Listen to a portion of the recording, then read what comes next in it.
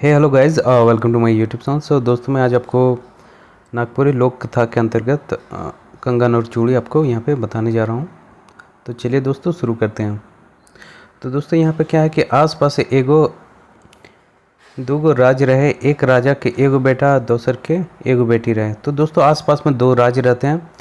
उसमें एक राजा का एक बेटा रहता है, दूसरे का एक बेटी रहती है। दियो राजा अपन बेटा बेटी की विवाह दियो राजा अपन बेटा बेटी की विवाह करके राजी हो गया। यानी जो दोनों राजा रहते हैं वो अपना बेटा बेटी का शादी करने के लिए वो राजी हो जाते हैं। ठीक टिकाल दिन बिहार ले बारात गए और बढ़िया से शादी हो गया। यानी ठीक ठाक दिन गया और यहाँ पे विवाह हो गया। राजा यहाँ पे देखिए, राजा अपन बेटी के दहेज में दिले कंगन और चूड़ी। यानी राजा ने अपने बेटी को दहेज, हम लोग जानते हैं दोस्तों शादी होता है दहेज दिया जाता है, वो कंगन और चूड़ी। ठीक है, यहाँ पे कंगन और चूड़ी यहाँ पे दिया गया है। यह दहेज कर कंगन और चूड़ी लेके पहुँच गए और यही दहेज और कंगन चूड़ी लेके वो ससुराल पहुँच जाती है। होत कदा राजकुमार के ऊपरी स्त्री है कहलत, हे राजकुमार में बाद में जब मैं मर जाए। यानी इस तरह वो पहुँचने के बाद वो राजकुमार से कहती है, कौन कहती है, यानी रानी कहती है या राजकुमारी कहती है कि मैं अगर बाद में अगर मर जाऊंगी तो आप दोबारा विवाह मत करना। यानी राजकुमारी राजकुमार से कहती कि अगर मैं मर जाऊं तो आप दोबारा विवाह मत करना। होते करते राजकुमारी मर गई और इस तरह दिन चलते रहा और कुछ दिन में वो राजकुमारी मर जाती है। राजकुमारी अपन बहुरिया की बात याद रख ली। यानी राजकुमार अपने बहुरिया की यानी वाइफ या पत्नी कह सकते हैं या नागपुरी में घर नहीं कह सकते हैं। तो राजकुमार अपनी बहुरिया का बात याद रखा हुआ था कि नहीं, राजकुमारी ने वादा किया था अगर मुझे कुछ हो जाता है, मैं मर जाती हूँ तो अब दोबारा शादी मत करना। से ले पहले शादी ले तैयार, इसलिए पहले शादी के लिए तैयार ना है भला मुदा कहे कि नहीं करके राजकुमार दोसर ब्याह कर ला। इसलिए पहले वो शादी के लिए तैयार नहीं हो रहे थे, लेकिन कहने सुनने के बाद वो बाद में मतलब रिलेटिव परिवार को समझाने के बाद वो दूसरा शादी कर लेते हैं। तो अपन नया बहुरिया के पहले बहुरिया के कंगन और चूड़ी दे दिला। और जो उसने नया शादी किया था तो पहला पहला वाइफ पत्नी से जो कंगन और चूड़ी था वो अपना नया बहुरिया को यानी नया पत्नी को दे देता है। अब देखते हैं दोस्तों, राजकुमारी जब नहर जब राजकुमारी अपने मायके जाती है या नैहर जाती है तो कंगन और चूड़ी के पिंद के गले, यानी वो कंगन और चूड़ी जो मिला होता है पिंद के जाती है। नैहर में वो कंगन और चूड़ी देख के सबके देखा नहीं। तो दोस्तों, कंगन और चूड़ी था वो एक ही हाथ के लिए था, दूसरे हाथ में नहीं था। तो सब कंगन और चूड़ी के पिंदल कर राजकुमारी के सुंदर के बखान कर लें। यानी सभी ने उसे जो हाथ में पहना हुआ था उसका हाथ पे जो सुंदर लग ही रहा था और कंगन और चूड़ी भी बहुत सुंदर था, तो उसका सबने बखान किया। राजकुमार के मुँह वाली घंगरीन मतलब जो उसका दासी होती है, कल का एक हाथ तो बहुत बेस लागेला मुदा दोसर हाथ में बेस नहीं लागेला। यानी एक हाथ में तो ये अच्छा लग रहा है लेकिन दूसरा हाथ सोना होने के कारण ये यहाँ पे अच्छा नहीं लग रहा। ये बात सुनकर राजकुमारी सुध गले और केकरो कहला आवाज़ उठल ना, और किसी के कहने या बोलने पे वो उठ नहीं रहती। इस बात का खबर राजकुमार को दिया जाता है। ठीक है दोस्तों, तो राजकुमार आलक और अके उठाए कोशिश कर रहा, सैकड़ों ना उठले। यानी राजकुमार आने के बाद उसे उठाने की कोशिश करता है, फिर भी वो राजकुमारी जो नई राजकुमारी वो नहीं उठे। कारण राजकुमार ने बताया गले कि अगर एक हाथ में एक जैसन कंगन और यानी उसके जो एक हाथ में एक कंगन और चूड़ी है उसे दूसरे हाथ में भी उसको चाहिए। ये बात के सुन के राजकुमार अपन पहले ससुर ठीक गए। यानी ये बात सुन के वो किसके पास जाता है, अपने ससुर के पास जाता है। तो ससुर के पास जाने के बोलता है, गोड़ से लागो ससुर, हमरे विनती हो राम, हे राम जे कंगन दे रही से कंगन जोड़ी मांगलक हो राम। यानी यहाँ पे क्या है कि एक अलंकार का पोयम में जो एक रिदम होता है उसको यहाँ पे अपनाया गया है। तो गोड़ लागू हो ससुर, हमरे विनती हो राम, हे राम जे कंगन दे ही रहे से कंगन जोड़ी मांगलो खो राम। यानी आपने जो कंगन और जोड़ी दिया था वो मांग रहा। तो ससुर बोलता है, ससुर हो दमाग के काल, सुनी पुत्र हमार बचपन हो राम, हे राम हमको तो दे रहे चांद महाराज हो राम।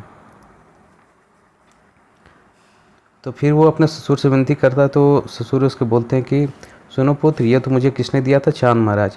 यानी राजकुमार जाता है अपने ससुर के पास, ससुर के पास बोलता है कि कंगन और चूड़ी आपके पास वही है क्या? तो वो बोलते हैं नहीं, आप चांद महाराज के पास चले जाओ, उसने मुझे दिया है। ठीक है दोस्तों, अब देखते हैं यहाँ पे क्या है। और राजकुमार वहाँ चांद महाराज के पास चले जाते हैं और चांद महाराज से कहते हैं, क्या कहते हैं यहाँ पे? कहते हैं, गोड़ से लागो हो मोह चांद महाराज, हो राम जे कंगन दे रही से रही कंगन जोड़ी मंगल हो राम। चांद महाराज कहले, सुनी सुनी हो पुत्र हमरे बचने हो राम, हमके तो देव रहे गुरु बाबा हो राम। यानी यहाँ पे पंक्ति में ये कहा जाएगा, सुनो सुनो मेरे पुत्र,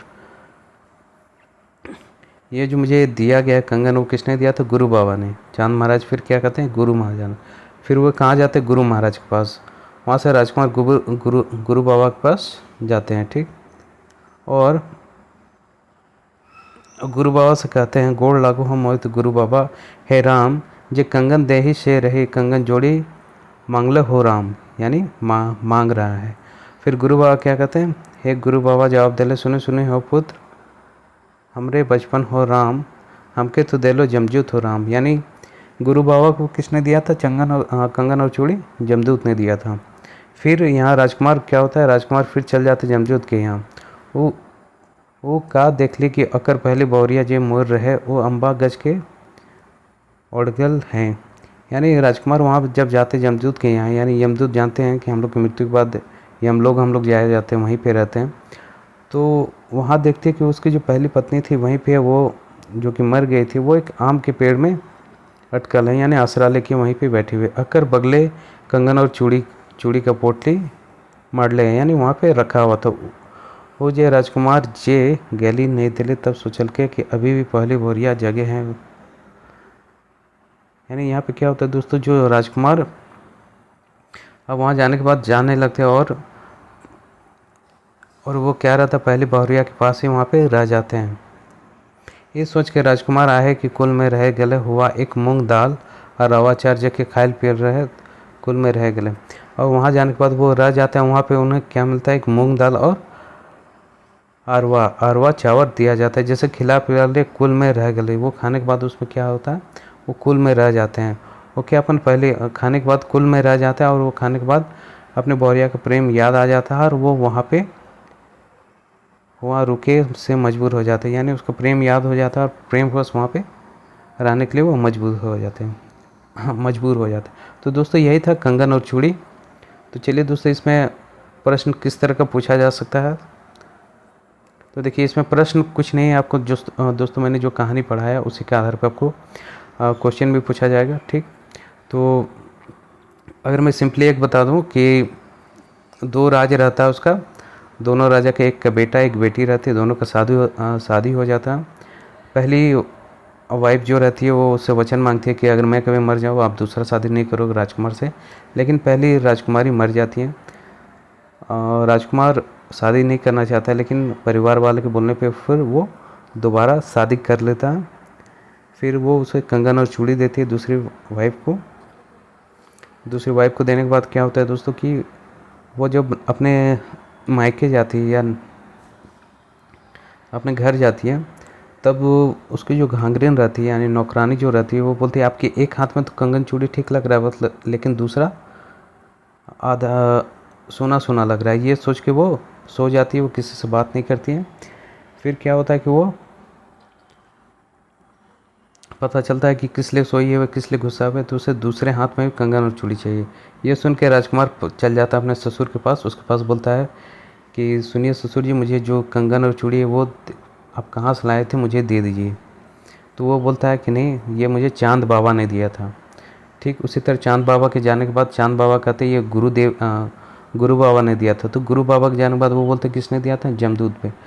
यमदूत। यानी यमदूत के पास जब वो राजकुमार जाता है तो वहाँ देखता है उसकी पहली पत्नी एक आम का पेड़ यानी आम का पेड़ रहता है वहीं पे रहती है। उसके बाद क्या होता है दोस्तों, वो देखने के बाद वहाँ क्या रहता है कि वो रुक जाता है। फिर वहाँ पे वो अरवा चावल कुछ खाता है। वो खाने के बाद उसे अपने पहली पत्नी के प्रेम याद आ जाता है और मजबूरीवश वहाँ पे रह जाता है। तो दोस्तों ये आपने कहानी पढ़ लिया, कैसा भी क्वेश्चन आएगा आपका क्वेश्चन यहाँ पे ऑब्वियस सी बात है बन जाएगा। तो इसका मैं ऑब्जेक्टिव क्वेश्चन भी लाऊंगा दोस्तों। तो चैनल को लाइक करें, वीडियो को शेयर करें और बहुत बहुत धन्यवाद वीडियो देखने के लिए।